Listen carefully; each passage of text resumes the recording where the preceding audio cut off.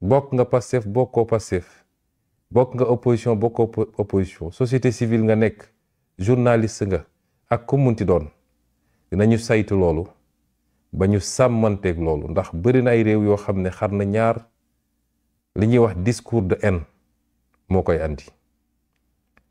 ñëpp mënuñoo bëgg Ousmane Sonko, am na ñoo xam ne tey gis Ousmane Sonko ak gis seen butita yem. ma leen di masawu nag ndax lu métti la, ndax Ousmane Sonko li mu ne yàllaa ko def, li may wax toujours saa yu ko soobee moo koy dindil boppam. politique jarul noonu, jarul yóbbu ko ci inimité. adversité la rek ci xalaat, bokkuñu xalaat. ni ngay doxalee mbay mi d'accordu ma ci, da nga yore suñu ressource naturelle d'accordu ma ci. loolu moom ñun def nañ ko, teg ko nag ci xam-xam, bind ci ay livre. defe naa ba tey jii dina néew nga génne ay homme politique yu bind ay livre di wax seen xalaat, wala ñuy bind livre ne lii ñuy def nii wala ni ñu yore réew mi jaarut yoon. nekk fi député taxaw assemblée nationale, taxaw fa nag ci dëgg ak dëggu, waaye kenn mësuñoo gis ñu dépassé ci li nga xam ne dinañ ne lii mun nañ ko askanelee wax ju ñaaw juñ teg ci deru nit. kon noonu la réew war a doxee, te ñépp nag ci kàttan yàlla dinañ tënku ci loolu. léeg-léeg nga gis nit bu wax lu tegginuwul teg ko ci deru kilifa, yoon def li mu war a def ak moom, nga gis homme politique bu ñëw taxaw ne moo koy défendre, te moom homme politique boobu àdduna du dox ba moom mu génn répété loolu mu waa ji wax. moo tax ñu bëri dañ leen di sacrifier rek.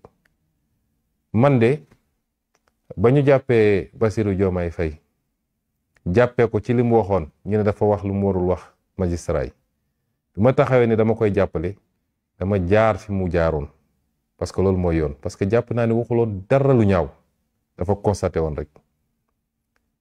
moo tax ñii ne leader politique lañu naan jàpp nañu diw, maa ngi koy seeti prison, nañ ko bàyyi, liñ ko def tegul yoon, waxu fi dara lu ñaaw. man de su ma daan ñoom su may soutenir dëgg-dëgg ñooñu fa ñu jaar damay jaaraat foofu. loolu mooy fit. lu ko may rek yaa ngi sacrifier doomu nit ñi, te àdduna du dox ba yow nga wax loola. kon loolu rek baromètre la ci ñu xam ni hypocrisie bi yenn homme politique yi nekkee. ba ci sax day weesu loolu. nit koo xam ne la ñu wax buñ la ko waxoon yow wax ko sa njaboot nga am lu la metti, te àdduna du dox ba nga jaar foofu yow wax ko, kon loolu waroo koo défendre.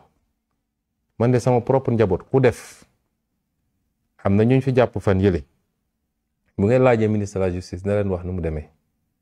man mii maa ko envoyé vidéo yi, te je l'assume, parce que sama njaboot ak ku bokkul sama njaboot laa yemale. man maa ko envoyé vidéo yi ne ko lii justice war na cee xool, parce que lii du yoon, te pourtant sama njaboot la ñu bokk. la ma seq ak ñoom ci njaboot nag, loolu laa seq ak ñoom ci njaboot.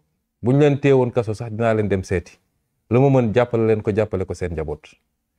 yàgg naa wax ni diine gi ñu bokk, ki ci yàlla yi noonu ci ñu dafa ne sa mbokk da nga koy jàppale ci bu tooñee ak buñ ko tooñee. biñ ko ne bu tooñee de, bu dee moom lañ tooñ da xam nañ nuñ koy jàppale, waaye bu dee moo tooñ nu ñuy def, dafa na nga jàpp loo xam ne ko sëñ bi yaa tooñ jéggalul. àdduna ñun amul lu ñu jaral ay parparloo ba di làq suñuy njaboot di dal ci keneen. kon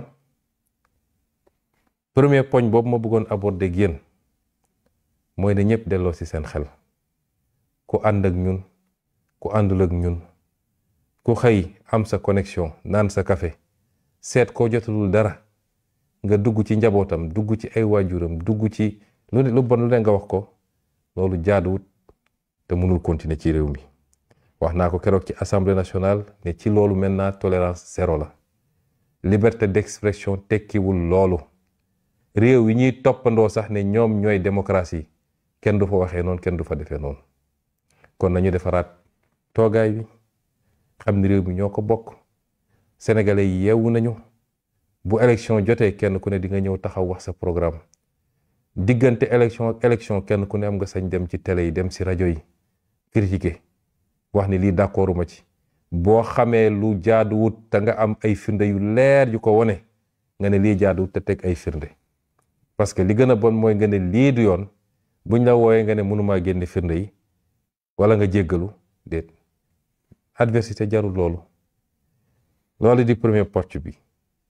ñaareel bi mooy wax naa leen yéen ñëpp xam ngeen anam gi ñu jëlee réew mi mu am nag ñoo xam dañoo taxaw tembe te lépp ñu teg ko ci désinformation bu nga gëmloo sénégalais ni lii nga xam ne moom la ñëpp constaté Cour des comptes def rapport am tey institution internationale yëpp jot ko te validé ko ba tax sax ñu suspendre programme mu Sénégal ndax bu doon loolu amul tey duñu suspendre programme mu Sénégal bi nga xam ne amoon nañ ko ak FMI.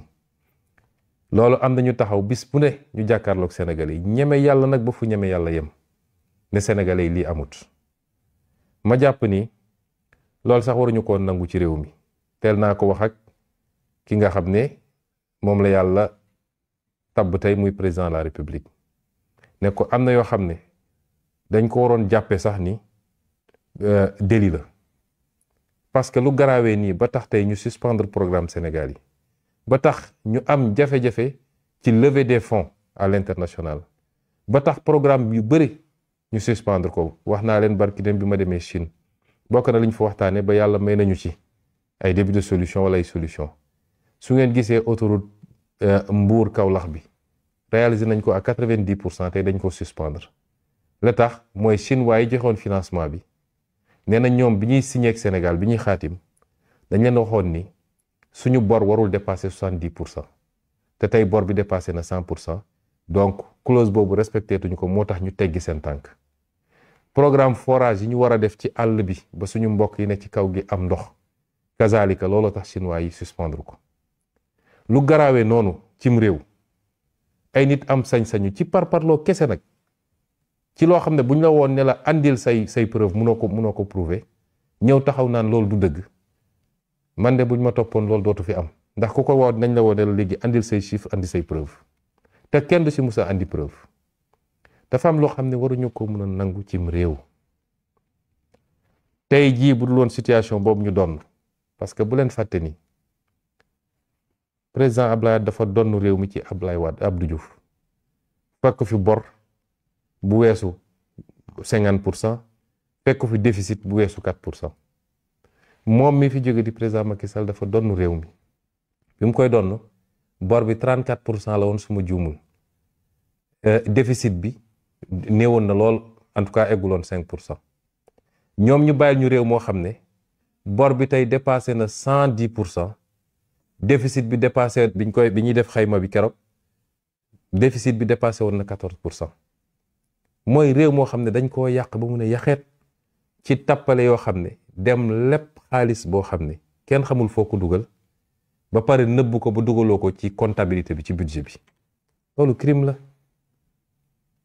loolu lañ ñu bàyyil buñ fi fekkoon réew bi ñu donn ñoom li bi leen Ablaye Wade jox wala bi seet Abdou Diouf joxe kon heure bi décollé nañ bu yàgg ndax ñun xam nañ fi ñu jëm am nañ programme bu leer te ñoom yiñ doon def ba mu yàq réew mi ñun duñu jaar foofu kon situation bi dañ ko waroon déclarer sax situation boo xam ne waratu ñoo nangu ku ciy wax waxu caaxaan ku ciy wax rek nañ ci wax ci xam-xam bu leer loolu la ñu hérité ñoo ngi ciy góorgóorlu ci kàttanu yàlla ngi ciy may ndax ba tey weer deewul ñu ne fay ñu salaire ba tey lañ fa bàyyi ñoom ci bor échéance bu jot weer wu ne lañ ca war a fay ñu ngi góorgóorlu di ko fay ndax jom ak fulla ak bañ ko yab Sénégal loolu nag wàññi na suñu marge budgétaire ba daanaka tey li ñuy dajale yépp 70% yi c'est-à-dire téeméer bu ñuy am ci alal téeméer bu ne